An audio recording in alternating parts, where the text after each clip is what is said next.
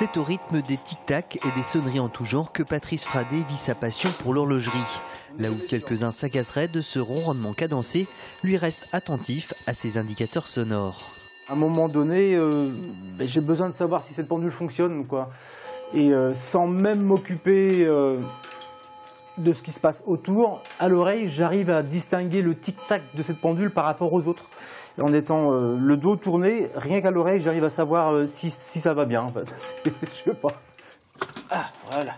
En Vendée, ils sont peu nombreux à intervenir sur des pièces rares ou de prestige. Ce matin-là, ils s'apprêtent à faire un voyage dans le temps à travers cette pendule. C'est un cartel en fait qui est du 18e, qui était donc Monsieur Martineau, qui était un horloger du roi en fait, qui avait fabriqué en fait ce mouvement cartel, qui était un mouvement mécanique avec sonnerie. Ce sont des pièces qui sont assez rares quand même, parce que là on est dans les années 1740, 1760 à peu près. Mais avant toute intervention sur des mécanismes signés, il vérifie tout d'abord l'origine de son créateur.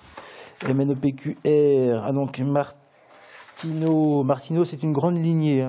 Horloger du roi, gouverneur horloger de palais, Denis. Ce qui est valorisant, c'est de savoir que on travaille derrière des gens qui avaient un savoir, des connaissances, et puis que on est toujours derrière eux à essayer de faire la même chose qu'eux en fait, quoi. Et ça, c'est se dire on va continuer à perpétuer quelque chose qui existe. On va donc supprimer les rayures, donc en diminuant très légèrement le diamètre du pivot.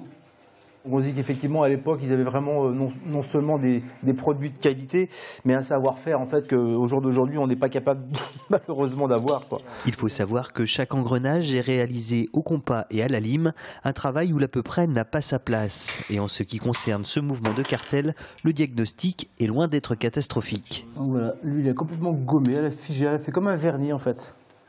Et lors du démontage, ce type de pièce peut révéler quelques surprises. Alors des fois, il y a des insultes au roi qui sont mis sur les barillet, sur les ressorts. Et là, vraiment, on ne s'étonne pas qu'il ne fonctionnait plus. Chaque pièce sera nettoyée aux ultrasons, polie et remontée avec soin.